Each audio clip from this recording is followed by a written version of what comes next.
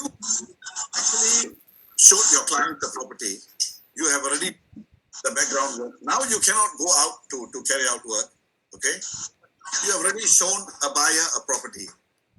And the seller and buyer are willing to transact because we have received options even during this period, and we are working on those files, new matters. So for those cases where a buyer, there's a willing buyer and a seller, now how can you go about doing your work? Very simple. No physical movement, but let's see how you can do your work. Okay, very simple. Let's say you want to start with an offer to purchase. Offer to purchase, for example. The buyer wants to offer. Right. Now, we all have a choice. You don't need the offer to purchase. You can go straight into the option to purchase. You all know that. But where a buyer is comfortable and wants to give an offer to purchase, no problem. Don't stop him. So the buyer can issue an option to purchase by email, okay, clearly stating the purchase price, option expiry period, the completion date that's expected, the obligation to pay the option fee, the usual 1%, okay? And then also the seller's obligation to deliver the option to purchase, okay, by email. He can sign, scan, and send it by email, and allowing the buyer to exercise the option using the scanned copy. Like how we entertain foreign buyers.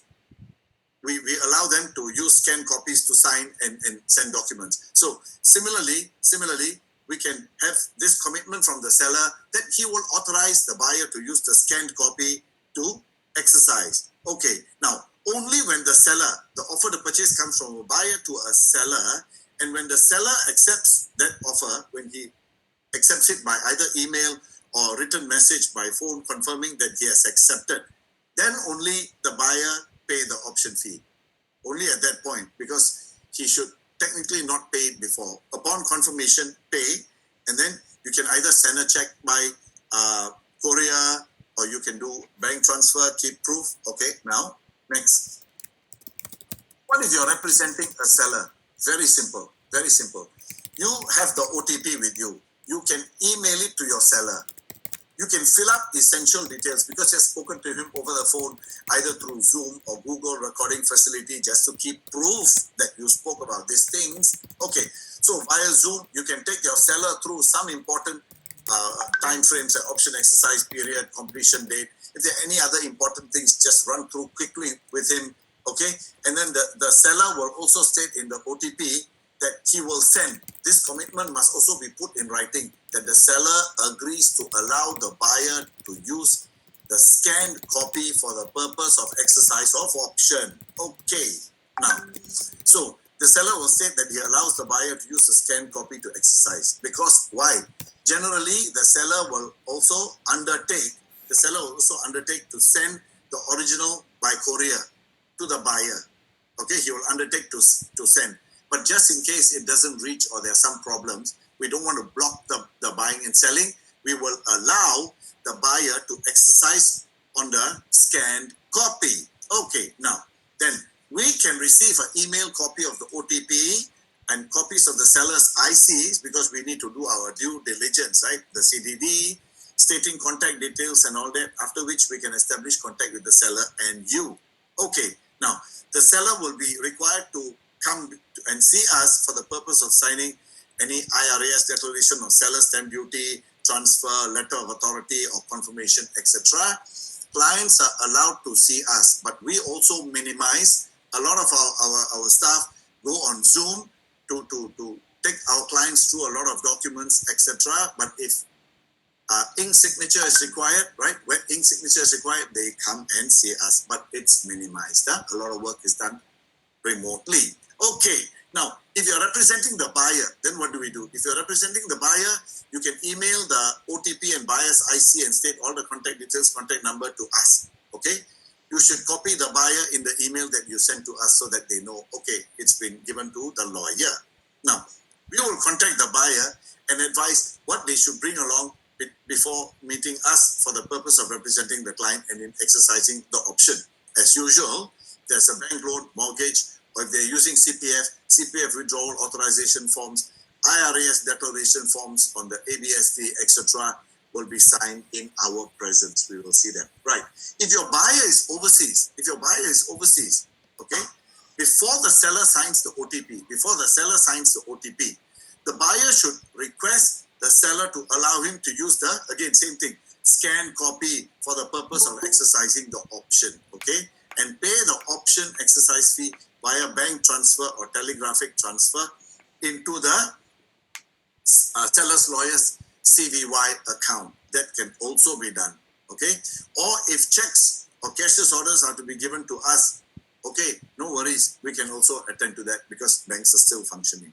Okay, so I will let you know that today, after the circuit breaker measures, all our completions that we had to carry out all took place without a glitch, no problem at all in our office, and we have permission from the ministry. At the start, we had permission.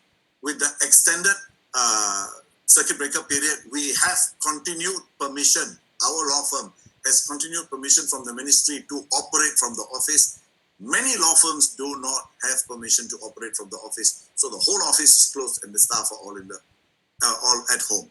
Okay, some staff are in the office, some staff are at home working remotely. Okay, right. So we have done all that on time, so no constraints.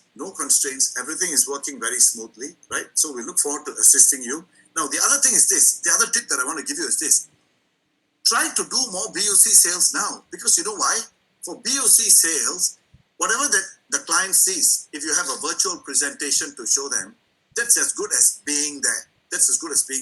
Show them that, because what you see is what you get. Why do I say that?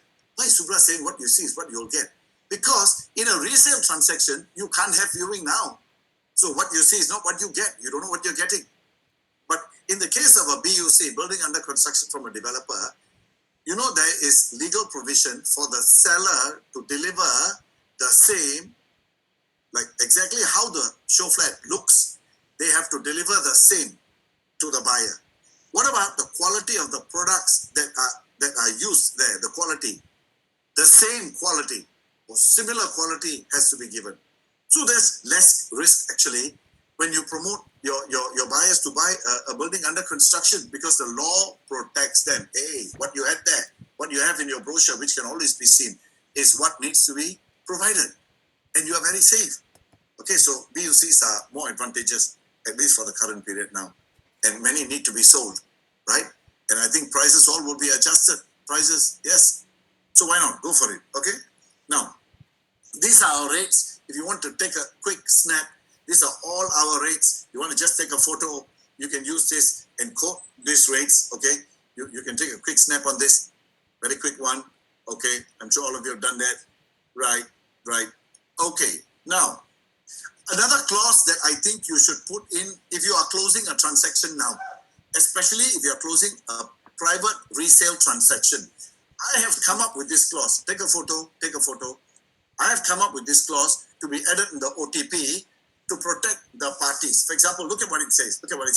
Parties, purchasers and vendors hereby agree in good faith to fulfill all their agreed contractual obligations as stated in the option to purchase herein. They will put in their full effort to do it. However, during the closure of the F has been missed out. During the closure of businesses and necessary measures being put in place in view of COVID-19 pandemic, if an OTP cannot be exercised by a given date, or completion for the sale of and purchase of property cannot be adhered to, cannot be complied with on account of lockdown or other government regulation pertaining to COVID-19 pandemic, the parties hereby mutually agree to grant the party unable to exercise the OTP or to complete the sale and purchase on the scheduled completion date. Okay? An unconditional, they will grant an unconditional but reasonable extension of time to exercise the OTP or to complete the sale and purchase of the property for as long, as often as it may be necessary. Okay, so we are putting in this clause, if it becomes necessary, unconditionally, either party will agree. For the benefit of doubt, just to make sure that, because sometimes the law works this way, if you make a change to your contract, the date, for example, then you are varying the contract, you're changing the contract. So the law generally requires, hey, where is the additional consideration money? Where's the additional consideration? So to beat that, we say, for the benefit of doubt, just to make it very clear, no additional consideration, no additional money shall be required to be given by the party making the request and the extension of time that is required. Okay? Except for the above, both parties remain bound to fulfill all their contractual obligations under the option to purchase. Because if you leave it very free and open for any reason except the pandemic, everybody is going to take their time to say, I need more time, you agree to give me. So to block that, this clause. All the agreed period in the option to purchase, namely to exercise, to purchase, are all, whatever period you've stated in the front, are subject to this clause. That means if the COVID affects, something happens that affects the parties because of COVID, and you want to grant a bit of extension, like, okay, I give you 1 more week to extend the option, or 1 more week to complete the sale and purchase, this clause will be very, very, very useful. Apart from the pandemic reason, COVID reason, no other reasons will be justified, because then you're opening up. People will say, I want to complete in December, right? So to protect yourself, this clause, try to incorporate. If you need any help, if you need clarification on this, you're always free to call me. My number's there. You took it down. Call me, send me a WhatsApp message, etc. Now, this is just a general notice to say to all of you that we are there for you. Okay, you need a conveyancing lawyer during extended circuit breaker and beyond. We are continuing to be an approved service, essential services provider, allowed to operate from the office. That's very important. For conveyancing on all property transactions, urgent and essential wills and probate, because we also handle all these matters.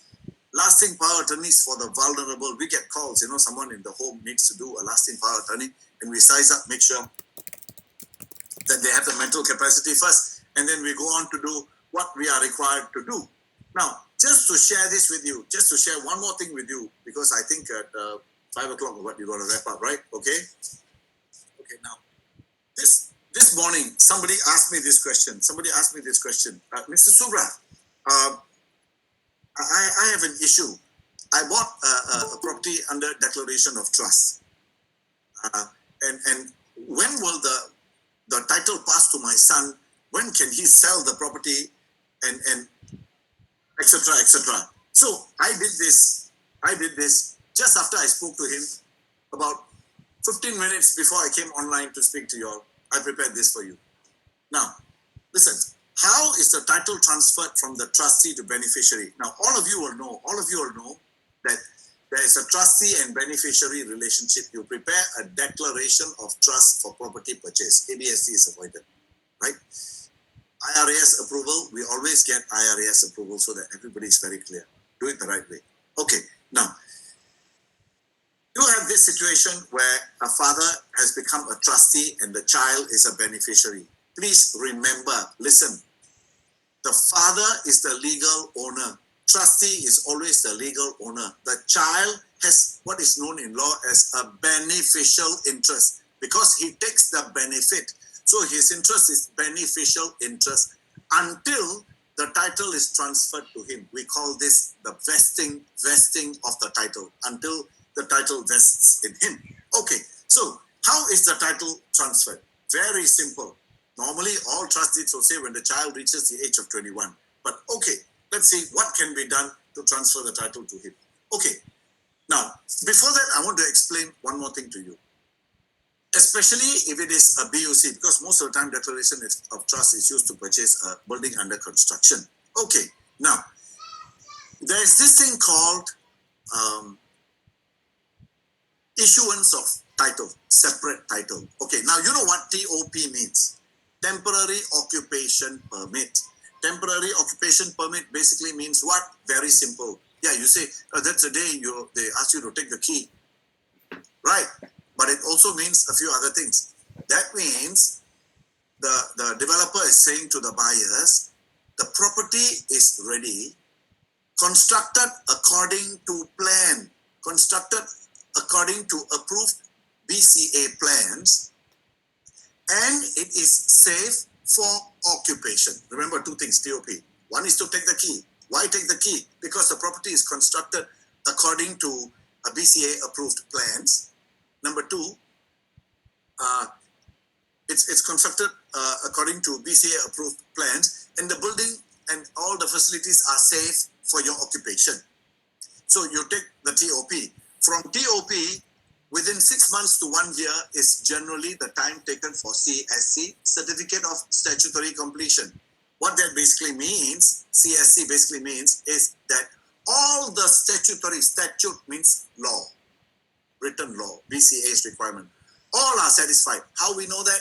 Very simple. After TOP, officials from the BCA will go into the property, even knock at your buyer's door and say, I need to inspect your property, and the buyer must allow this person in because you're coming to check, on the plan, whether it's constructed according to plan, your clubhouse and all your other facilities, common places are all constructed according to plan. So once all that is done, then they will give this final certificate called Certificate of Statutory Completion. You satisfied all requirements. Now, so that will take about a year. This thing called the issuance of title. Okay, title will be issued to the buyer usually within 6 months from the date of the TOP. 6 months to 1 year from the date of the temporary occupation permit, the title is issued. So now the father is thinking of transferring the title to the son. The first question to ask is, is the title issued already? The child is now 21. Is the title already issued? Let's say they bought a long time ago, TOP was issued a long time ago, and the title is already issued. Okay, if the title is already issued and the son's turned 21 now, okay, what can be done is this. We will request for a new sale and purchase agreement from the developer. Tell the developer, can you issue a new sale and purchase agreement? And this time the buyer will be the son. State the son's name, please, not the father. Father was the first buyer, received the SNP, right? Yes, when he bought. Now we request for SNP from a developer naming the son as the buyer. Okay? Right. And then we'll get the father to sign on a document called Deed of Assignment in favor of the son. He's assigning his rights to the son. And then the son will, based on this, use this to sign an agreement with the developer directly. Okay, so both these documents are prepared at the same time, and the completion is done for this on the same day. All this will be dated the same day on both documents. Which document? The sale and purchase agreement between developer and son, and the deed of assignment between the father and the son. Okay, what do we then do? We then lodge a purchaser's caveat. We will lodge a caveat on the property on behalf of the son, who is the owner, to show the world, to give a notice to everybody that the son is now legal owner of the property. Okay, the son is now free to sell the property, and buyers will do a search, right? They will do a search, and then they will know when they do a title search, they will see a caveat. When they do a title search, it will show caveat. When they do a caveat search, they will find a caveat lodged by the son as the beneficiary under the trust. Then the buyer will know, oh yes, it's a trust property then. Okay? Right. That's how it's done. But what if separate title is, what if that is a case where separate title was not issued when the son turned 21 earlier? Okay. Now, if separate title is issued when the son turns 21, the son is 21 now, today, and separate title has already been issued. Okay, separate title issued already. Issued to whom? The title is issued to the father, not the son. Because it was issued earlier. The father is the legal owner at that time. Okay? Right. So the separate title was issued to the father already. Now, what do we do? Very simple. Since the father has already got the title in his name, we will prepare what is known as a tripartite transfer. That means tripartite means what? Three-way, three. 3 people will sign on this transfer. And who are they? Developer will sign to the trustee, father. The father will sign to the son. Understand? So developer to trustee, trustee to son, beneficiary, making him the beneficial owner. So when the transfer is done, the title deed will be issued in favor of the son. The son is now the legal owner because we'll file this transfer with the Singapore Land Authority, which is the statutory board which keeps particulars of owners. So they will then update the record to show that the son is now the legal owner. And you can see the legal fee, which I stated there for this. Up there, 2140 net, when title has not been issued, 2140 net, we have to also pay $642 to the developer and the developer's lawyer because they are issuing new documents. They're doing more work. Okay, so they will charge 642. We included in the 2140 net. This is the charge for title to pass. Because then it will complete, the son can sell, right? Son needs to sell. Son becomes a legal owner. So this is how we complete a declaration of trust process. Okay, the other one, the legal fee is lesser. I can do it at 2,000 net or maybe even 1.8 net lah. I can even do that at 1.8 net where the separate title has been issued. We will prepare the transfer. It has to be very carefully prepared.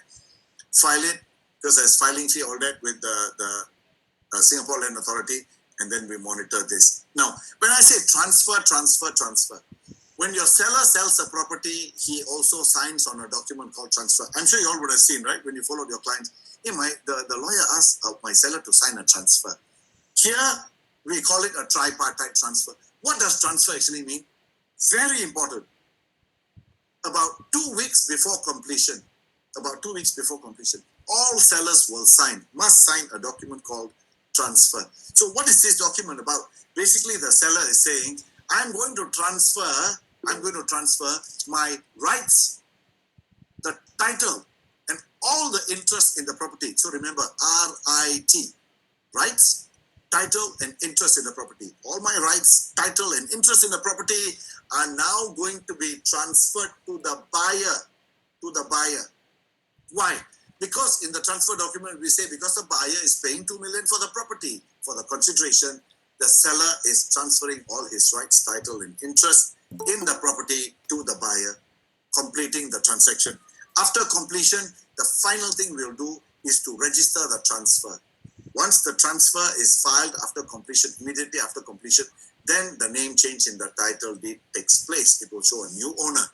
If the transfer is not done, is not filed, this name change will not happen because the SLA will not know that there's been a sale and purchase. Okay, so I hope all of you have benefited from this little session that we have had, okay, on little tips. Now, another thing you can do is this. Listen to this very carefully. Talk to your clients, call. You are free, right? Make calls, connect with them over Zoom or Google.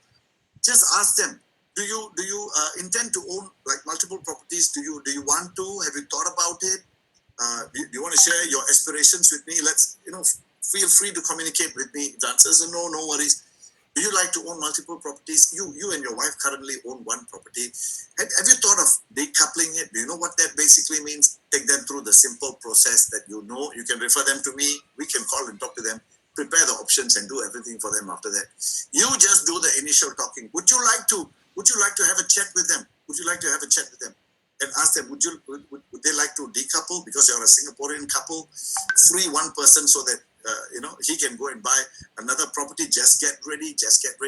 Because after the pandemic, it's very hard to predict exactly what will happen. Generally, after a pandemic, like after SARS, the prices went up. So do you want to do it now? And get ready to buy a BUC, for example? Why don't you invest in a small BUC that you can afford? Study their financial aspirations also. Don't go and propose a property in Sentosa when they can only afford to buy a $1 million, $1.5 million property. Choose your clients, put them under different brackets. You know who can afford what. Do some sizing up. Sit down and say, this is their income bracket. Do a lot of homework now. You can do a lot of things now. Ask, would you like to decouple? Very nice. Excellent. So you can contact me. We will look into decoupling. The other thing that you can do is this. If they have extra money, would you like to buy another property? You've got children. As far as I understand, the last time they were like only 5 years old. Yeah. They're only 12 or 13 years old. Would you like to purchase a property under a declaration of trust? We can take you to our lawyer who can give good advice and even seek IRAS approval so that Everybody is very clear that this is a proper trust that's prepared, approved, kept in the file, kept with the client so that IRAS cannot come and question this. You can do all this. Okay. Now, the other thing that I promised Lester that I would speak about today is also about the 99-1. You know 99-1. Yes. A goes to a developer, he pays the 5%, gets the sale and purchase agreement within 3 weeks, signs on the sale and purchase agreement, contract is formed. Then he issues a new option to sell 1% to a buyer, okay, because the buyer has got multiple properties. So now, because of ABSD, he comes in now as owner, paying very little amount because it's based on 1% only. Okay, now, I told our lawyer in my office to write a letter to IRAS and give a scenario, the same scenario I told you. Ask them whether it's okay. And you know what is the answer that we received? What is the answer that we received? See, we all have to do things right. I'm sure all of you agree. We all need to be safe in our career because we value it. Okay, IRAS replied, it's up to the parties to buy and sell between themselves. It's up to them. And it's up to them to choose the manner of holding, whether tenancy in common 99-1, 90-10, the percentage is up to them. There's no problem. But the last paragraph was very, very scary. The last paragraph said this.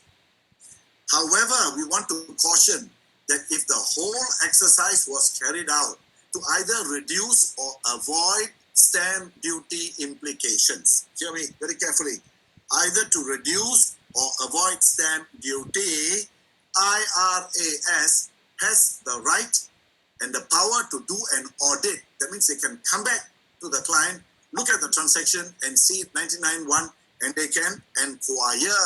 And this inquiry can be done 4, 5 years later, 3 years later. It's very dangerous. A transaction can be done, but audit, and trust me, IRAS is very, very, very good in the way they do audit, because I have a lot of experience with our clients who didn't declare truthfully to us that they already own one property. After 5 years, IRAS writes to us and says, Mr. Subra, your client did not pay ABSD. There's penalty up to 4 times also. Please ask him to pay 500 over 1,000. And we flip. We look at the file. Declaration is 0. We call the client. Client says, oh, yalla, actually at that time I had another property. Yo, what to do now? So we negotiate with IRAS for a lower penalty. 500 over 1,000, brought down to 280,000. After 5 years, IRAS, we work on your declaration. We don't need to go and investigate. But the declaration was not right. The client agreed. Oh yes, so sorry. But that same client bought 5, 6 properties from us. Same client. Everywhere ABSD was accurate, superb, up to the last cent, because the IRAS officer whom I saw personally, I went to see personally, the IRAS officer said, you all did a very good job, because everything was perfect on all the calculations. Everything was right except for this. But I don't blame you. Your client declared wrongly. And the client paid 280, not 500 over 1,000. You know why? I made 2 trips to negotiate for them, because they paid a lot of stamp duties on the other transactions. And I said, please give them a chance. And they did. The authorities have some heart, but they can be very hard if you don't declare. You know that? So let me tell you, the punishment is if they question you, what was your intention for doing? And let me tell you something. What will all of you say? I can tell you, you will say 2 things. Number 1, oh, I didn't do a proper financial calculation when I bought. And then I realized that I didn't have enough money. And this person, he has a lot of CPF monies, and I intend to use that money. Or he's got, he's eligible to get a bank loan. Well, I'm not. He's eligible to get a bank loan. And, as a younger person, I can't qualify. He can. So I brought him in. The whole industry, all the buyers who do the 99-1 are going to sing these 2 songs, not any other songs. Trust me. And IRAS, you think they don't know. You think they don't know. They know very clearly that, yes, this is the reason always. Yeah, they know. They may not accept this. You want to say you purchase a private property without working out your finance. You didn't know exactly what to do. You didn't know that you won't have enough money. Come on, even a 2 or 3 room property flat buyer will work out his finances first. Make sure bank loan, CPF, all is in place before he commits. Do you agree? You buy private property worth a lot more. And normally when you buy a second property or third property, you will buy a property which is of higher value than your first. It makes more sense because you're trying to save. Am I right? Definitely. Then they're going to catch you. And trust me, from the budget, from the reserves, a lot of money has been taken out. What stops IRAS? They need to claim back a lot of money rightfully due to them. They will take back. They may look at all these transactions and say, "Look, what was your motive?" And if they are not happy, satisfied, they can say, "You to the parties, you were supposed to pay ABSD of so much. You did not pay, and you did not pay on time. Because you did not pay it on time under the Stamp Duties Act, there's penalty up to 4 times its carry, up to 4 times. That's how our client had to pay $550 over $1,000, all added together. Scary. Scary. You don't want to receive a letter like that. Nobody wants to receive a letter like that. Why did they even purchase the property if they have to buy that amount? Maybe the profit is gone. Everything is gone regarding the property. Why did we take them on an exercise like this? So be very, very, very careful. Okay? One transaction is enough to blackmark you, to blackmark your clients, get into trouble. We don't want trouble. That's the last thing that we want. Do your deals properly. Be very, very diligent. Okay? Be very, very diligent. Okay? Right? Now, generally, the agent will, somebody asked me this question, will the agent be penalized for the ABSC thing? No, you won't. You won't. Okay? Right. But the client will always say, I didn't know anything. You, the agent, told me this, that this has been done, that this can be done. You gave me all the ideas, and they're going to call you up. They're going to call you up. As it is now, I know in the past already, people were called up. I got wind that people were called up and questioned already. We don't want trouble. We must do our work properly. Make sure that we are on top of things above board. So be very, very careful. Unless you come to me, I will write to IRAS to ask for approval. Ask approval first, whether this person can join in to purchase because of this reason. And if they give that approval, written approval, then you go on to do it. So then you are right, because you're already notified. You're already notified. And IRAS is very, very fair, let me tell you. If you didn't declare and they catch you, I told you penalty is so much, up to 4 times, right? But if you had purchased a property and not declared properly, and if you go back to IRAS and say, "Sorry, sir, I actually forgot," it's quite scary to go back and report lah. But if you go back to report that you voluntarily you realize this and how can you help me? They may impose penalty of 0.5 times on me, which is much lesser. So because you are going to them, but many of them won't, and people will be scared to go on their own to ask. Okay, right? So they can audit anytime. Like the audit that was done nearly 5 years after the transaction was done. Okay. Yeah. Good sharing. Would you want to open up for Q&A already, sir? Okay, Lassa. Okay, so that's a good sharing. I think Mr. Subra actually told me about this, and I thought he should inform you. I think one thing we can learn from this is that we should not be the one that recommend 99.1 to customer, but we should refer them to a lawyer and ask the lawyer to advise them. Just say that we heard that some law firm can help to do some different scheme. Maybe I'll let the lawyer advise you. Then let the lawyer be the one that propose the 99.1 based on whether they get approval or not. All right, so let's go into, because we don't have much time left, so let's go into Q&A session. And if anybody of you want to ask a question, please unmute your mic and please identify yourself before you ask. Yeah? Hi, Mr. Subra. Thank you very much for today's talk. Yeah? No worries at all, Paul. My question is this. Which part of the transaction can they do by electronic signing, and which part do they have to come physically to your office? Because I see that in the fifth schedule, according to the ETA, matters excluded in section 4 includes all conveyance of movable property, transfer, and everything. So which part is actually the part that they have to come physically and sign? Okay, correct. You see, for real estate transactions generally, wet ink signatures have been the norm, correct? Yes. Yes. So for those signings and all that, don't use. But if there are letters or instructions that they have to give, generally, like, because you are away, you're not face to face with them, if there are any other instructions that they want to give to you, you say at the end of whatever that you send to me, can you please do a digital signature? Yeah, the Electronic Transactions Act has actually said no to it. Like HDB, for that matter, if you take everything has to be wet ink. You agree? Yeah. It says actually CA actually advised us recently in a update. It says that the consultation paper, right, to the CA.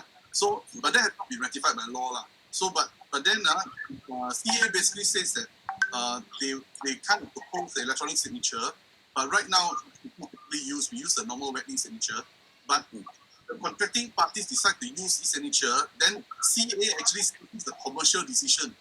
So they actually push it back to us to decide. Actually, true. You see, I mean, the things may change from now. Next time, they all make it very official. But as much as CEA says, we're not questioning CEA of this. It's good advice to go digital. But then, since the Act is very careful about property transactions because it involves a lot of money, right? You agree with me? Yes. So, for example, the OTP, right? So, Yeah. in the resale transaction, just now you gave us a very good guideline, which I really appreciate. But No worries. so which part of that can we do by e-sign, and which part of that has to be physical, wet ink? Okay, I think you see, like the option to purchase. Okay, I would say it has to be wet ink.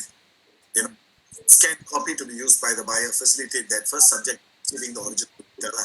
And then, but if let's say if signing is required, like at the bottom of every page, for example, small things like this. Whether the tenancy agreement or any annexure that you add, okay, if you have to just initial, maybe all those you can use digital signature. But the main area that you need to sign, like buyer's acceptance and the OTP on their column, all that has to be wet ink. And that's why we always tell our clients to come to our office, because since they're allowed to be at the office, our lawyers they always come and see them personally. Okay, Paul? Yeah. Thanks. So that means OTP courier over and sign physically, not just e-signature. Because That's I started tenancy agreement and only actual conveyance and all the transfer of property and all that have to be wet ink. That's correct. That's right. Thanks a lot. No Okay, problem, Paul. anybody else got questions? Mr. Subra, you want to fresh back the slide to your contact number so that as you speak, they can see your contact number. All right, so anybody else got question? Please unmute yourself for Mr. Subra. Darryl here. I have one question regarding the property that's under trust. Would the property be subject to bankruptcy law? That means if the father transfers to the kid and within 5 years somehow bankrupt, will bankruptcy come after the property? Okay. Well, there is always a possibility, like, okay, generally, title to property cannot be challenged if the ownership is for 5 years or more. More than 5 years, property ownership cannot be challenged. This is the general real estate law. So, in a case where there's a gift, official assignee can step in because it's a gift, right? Okay. But in this case here, the father has paid consideration. He has paid money to buy the property, and he's going to give it as part of his succession. Okay, because this is succession planning, financial planning, that he wants to give this property to the child. Okay, now it can go both ways. Like, for example, official assignee will step in if, let's say, the father becomes a bankrupt and the beneficiary is owner for less than 5 years. Let's say 3 years now he's the owner. So the father who gave it as a gift becomes bankrupt. Official assignee will step in and look back, and he will catch this declaration of trust. Definitely, he will question. He has a right to question. He should question. Okay, he will ask, "Do you have any documents to show?" Yes, sir. Declaration of trust. Okay, and he may read the terms there to see whether he is qualifying it for himself or is it 100% for the son or the child.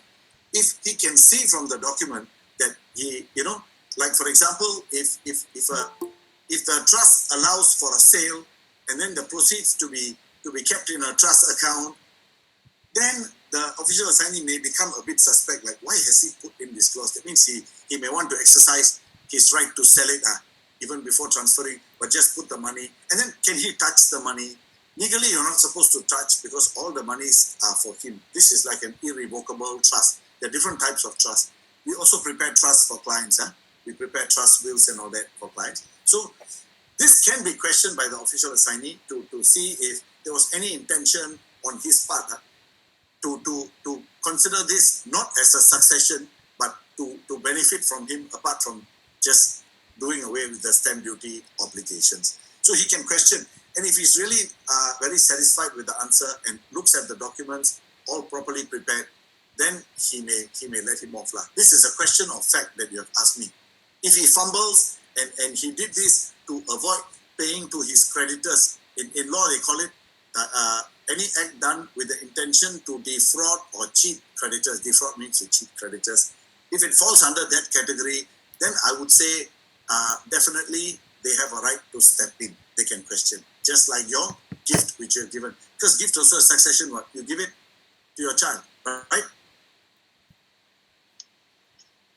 So that means the drafting of the trust is actually very important, right? Whether what is put in that intent, whether they have intention to sell, where the money is going to go to if you sell. Yeah. I mean, you can put in a clause to sell, but the proceeds are to be kept in a separate trust account for the child. I mean, we cannot run away from that. We can't just, he has a right to sell at any time and then stop. Because then who proceeds? Questionable. Father may take it. That's not allowed. Then it's not a trust. It's a sham. Okay? Then the 5 years, is it from the day that the property is transferred to the kid or from the day that the option is exercised? Okay, the date he becomes, the child becomes the owner. Okay, so it's a transfer of title. Correct. If before the transfer of title, the father is still the legal owner, he is subject to all this questioning also. I see. All right, thanks. Okay, thanks, Darren. Okay, we got 9 more minutes. Any more questions? Please unmute yourself, introduce yourself. Hi, Subra and Mark. Just to check with you, any, for example, extension of lease. Hello. Yeah. Extension of lease. Must it be written or can it be just done by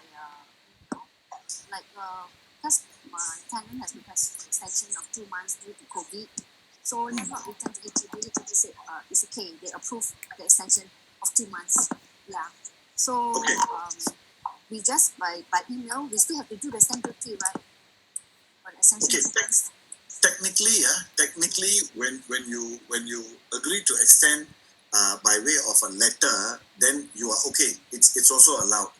But if you prepare if you prepare a tenancy agreement proper, then stamp duty and the other things come in because it is then considered a transaction. You see, the law defines stamp duty as coming in only where there is a transaction. That means where both the parties sign. But if you send an email, you can just send an email or a letter to say, let me give you this advice to say that I want to extend the lease and both parties agree the same rental or the new rental that's agreed, and all the terms and conditions in the tenancy agreement signed earlier will be applicable. Enough already.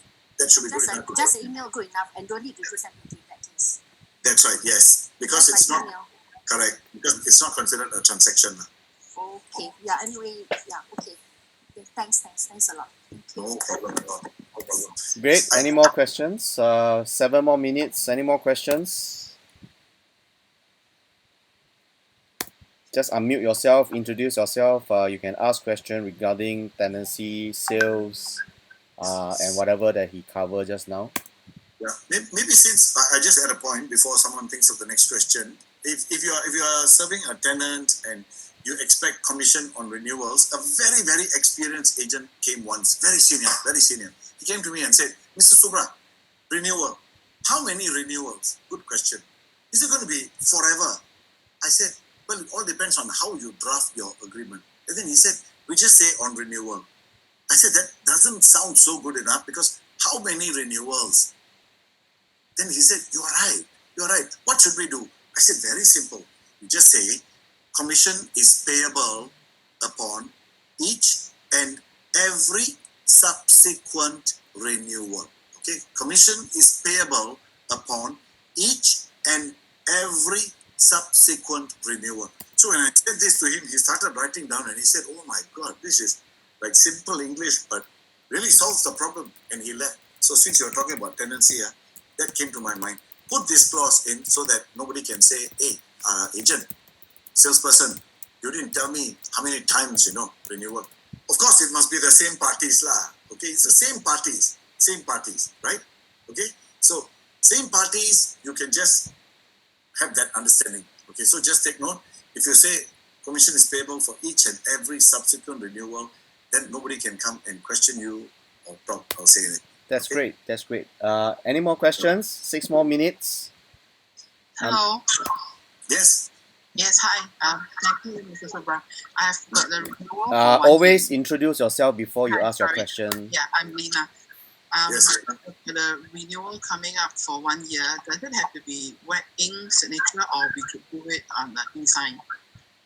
Okay, I like we said under the Act, it is quite clear that if it relates to real estate transactions, for now at least, I think go with wet ink. Don't take a chance. Okay, thank you. No problem. We can just use courier. No need for persons to deliver, or you can get people to deliver. Right nowadays, there are a lot of couriers around, approved couriers.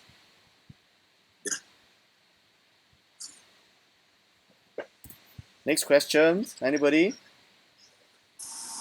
Hi, this is Andrew. Can I speak, Subra? Yes, Andrew, go ahead. So, Subra, according to what you said just now about this 2 months extension thingy, and after you said that it's actually not a transaction, so we don't require to do any stamp duty. Is there any limit in the sense that if this lease they renew actually for 12 months, then when would it be considered legal to do a stamp duty? Okay. You see, generally stamp duty works this way. There must be a transaction. Renewal comes in the form of another agreement. Okay. Transaction, that means like paper transaction. Right. You have all the terms and conditions repeated and both parties sign, stamp duty is applicable. Right. It comes in the form of a simple letter or an email to say, I will be exercising my right to renew. I've given you the requisite notice, right?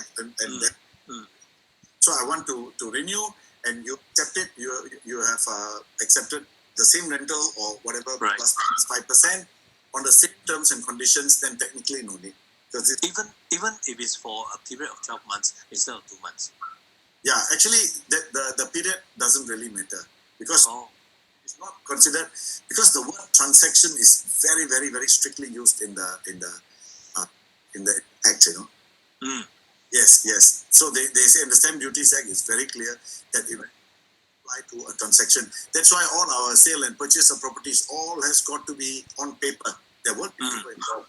That's why it's a transaction. Because if it's virtual or just by way of a letter, then it doesn't actually bind. Just take it. Okay. But it becomes a difference between a transaction and I were to write to you legally that I want to extend for 12 months by way of email. So it doesn't consider as a transaction really. That's correct. And in the worst case, where people have not stamped, let's say a normal sale agreement, wet ink agreement has not been stamped. Okay, well, the thing is this: if there's a matter that has to go to court, they can always pay a little bit of penalty. The percentage is very small. I cannot recall offhand now, but it's a very, very small penalty. You can always pay stamping penalty, stamp it, and it becomes of legal use already. Okay. Yeah. So that's what the law also allows a provision for. So not to worry about that. All right. But does it mean that we are also entitled to the commission, even though we are using email and we do not put it as a transaction?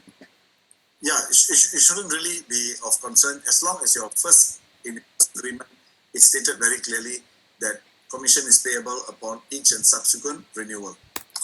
Okay. I would like to. What they are doing on paper is the same renewal. Okay. But what I would like to add is that for 12 months renewal, I still recommend that you ask client to pay for the stamp duty, for simple reason that is not paid by us, right? It's paid by the tenant, right? So Right. we I mean since it Yes, doesn't I cost agree. us anything, we might as well let the market Right. practice carry on, And right? I Just to believe feel if safe. there's any dispute under the court, I think it's much easier to fight with the stamp Yeah, duty. because I always tell agent, if it doesn't cost agent any single cent to do something, get it done. Yeah.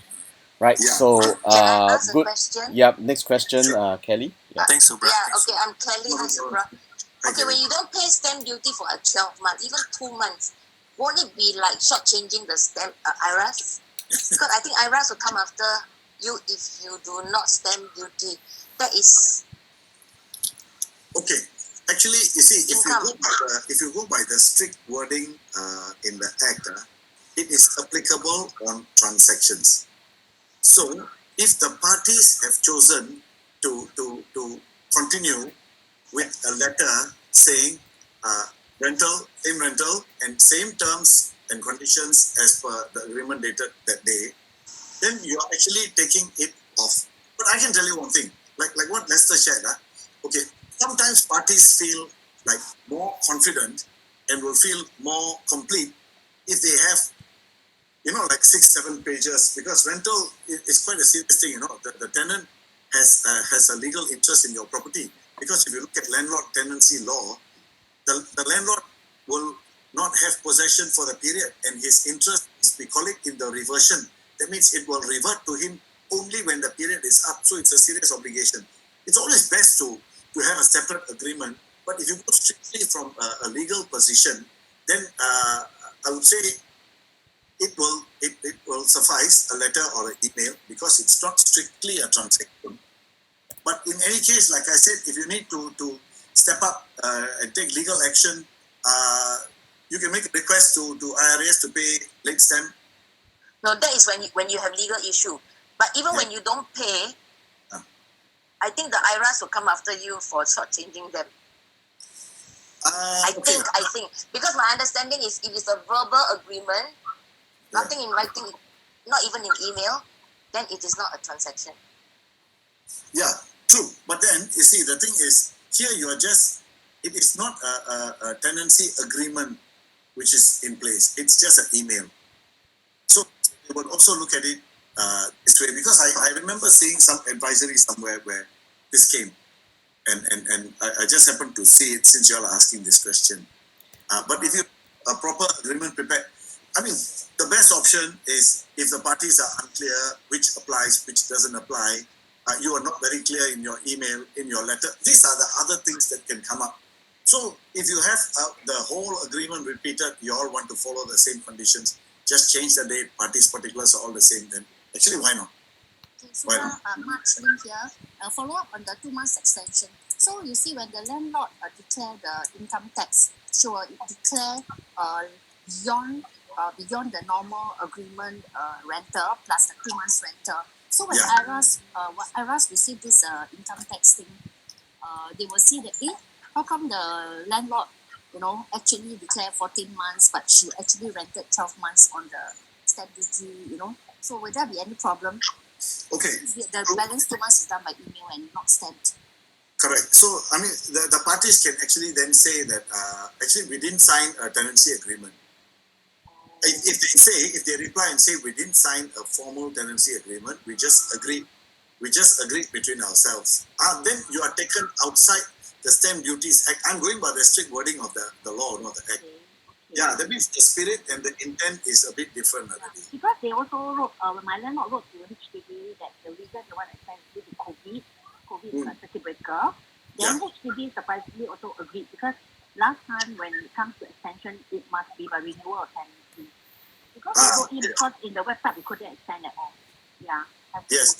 So it is accepted. I mean, this practice is okay, but like I said, if you are not sure which terms apply, which doesn't, and if there's going to be any dispute, like if it's not written, I can say, subsequently I agreed with you, I spoke to you and told you that we need to vary that clause 5 word, and then it becomes an issue. That's a separate topic. Agree? You see, for example, if you say we follow the same terms and conditions, but it's not in writing this time, right? Okay. But if 2 or 3 months down, if there's a problem with, let's say, minor repairs clause, and if one party says, hey, look, I know the minor repair clause is there, but after the renewal, I told you over the phone that you should be doing this and not me, and you agreed. Then it becomes a dispute because you don't have a fresh tenancy agreement which has already expired with the old one. You agree? So these are the secondary issues that can crop up. If everything is fine, perfect, no worries. But anyway, it's so low, right? Stamp duty on tenancy is very, very low. So why not have another agreement and prepare? But because you all are asking me like strict legal questions and issues, this would be the answer. Okay, thank you very much. No problem. Subra, can I raise one quick one pertaining to what Margaret has mentioned? Because Yes. Kevin here, by the way.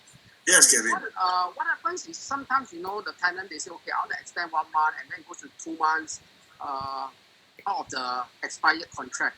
Then before you know it, it goes to 6, 7, 8 months. Then after that, when is there a timeline when we should tell that you need to do a fresh renewal, send the tenancy? Because once it goes to 6 months, then it's deemed like they're going to try to cheat the government in that sense. So okay, a black and white after 5 months, because once you stamp after a couple of months, it's deemed as late.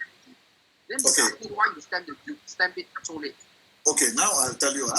Leases can arise through 3 ways: oral, conduct, or in writing. Now I tell you the law: oral, conduct, or in writing. Like for example, if I ask you to stay in my one of my rooms, and then you pay a rental of $500 a month, nothing signed, but every month first you put in $500 and I accept it. We have created a tenancy by conduct. Okay. Next is oral agreement. If I tell you, you stay, just pay me $500. Okay, by words. Next is by written agreement, which is the most preferred because it's black and white. Am I right? Yeah. Okay. So renewal can take place. For example, when a written tenancy has come to an end and the tenant stays on. Look at this scenario. The tenant stays on. The landlord doesn't ask him to leave. He just keeps quiet. The tenant pays the rental monies. The landlord takes it. It goes into his account. He doesn't object. Then the law says that the tenancy has continued. Now the question is, it will continue for as long as it continues. Then how to bring it to an end? Very simple. The law also says you give reasonable notice. But what I'm trying to drive is, Subra, what I'm trying to drive is the stamp duty part of it. That means if they actually extend it for 6 months, month after month, for 6 months, 7 months, or even up to 11 months, it's deemed as 1 extra year already. So do we still stamp this? Do we still need to ask the tenant, hey, you stay for 1 year, you need to do stamping on this 1 year that you have stayed? Because they extended it by month after month until you went all the way to 11 months. So when the owner declare income tax, as what Margaret put it in, they will say, my tenant extended month after month for up to 11 months. Then others will ask you, how come you never do stamp duty? Yeah, actually there are leases like this, like renewal on a monthly basis, There are leases like that. So the stamp duty part is quite tricky. I mean, we have never had a scenario where we had to look at a situation like this. Very rare, very rare. Okay. Right? People sign for like the minimum 6 months, 1 year, 2 years they sign with option to renew. So this is a very rare position. But based on what you are telling me, it is not that the parties, again, it's the intention of the parties. If they did that just to save on the little bit of stamp duty, it's quite absurd to find. But they may actually looked at, I just need 1 more month or 2 months, and then after the 2 months they feel maybe a bit more, because sometimes the tenant's house may not be ready. A landed property, and in landed properties, for example, a lot of things can go wrong. The completion can go sometime. So it's all a question of fact. If they feel talking to you that it's sincere, because I was not sure, so I had to take it on a monthly basis, then it should be fine. Okay, good Thank question. you very much. Thank you. Good question. We take one final question and we should wrap off already. One final question from. Quick comment. Just a quick comment. Mr. Subra, on the IRAS website, is stated as new. Number 3.1 is stated new. It says electronic documents. So this whole section says that essentially the document can be a physical or electronic version. Then they go on to say that the electronic record is just the electronic record that affects the transaction. Then further down it says that the electronic record include anything sent by email, SMS, or internet-based, and you are dutiable document. That's what I'm reading the new electronic document on the IRS. Okay, you see, this has when it's effective to be applied. So it may not be forthwith as I am now. You see, so the thing is, it can be in the form of an advisory, because generally for real estate, like HDB doesn't accept wet ink. Doesn't not accept wet ink. That's what I mean, right? Correct. HDB says wet ink only. Yes. So because they are not ready, even if there are other provisions, but generally I will tell you it is going with wet ink on very important documents for now.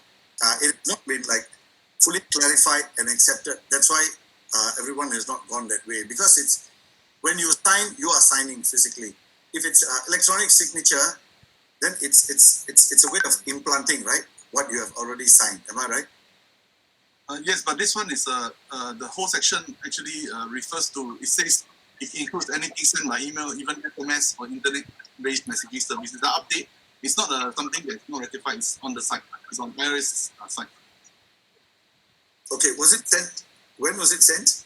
I don't know, but it says new. It has bracket new under the IRS dutiable stamp duty tax. Last time it wasn't there. It wasn't there before. Oh, I see. Okay, I presume it must have been very recent. If that they gave, yeah. If so, and it must actually, I don't know when it is applicable, because sometimes they will say with effect from. I'm not sure if there's anything that states like with effect from when, whether it's of immediate application.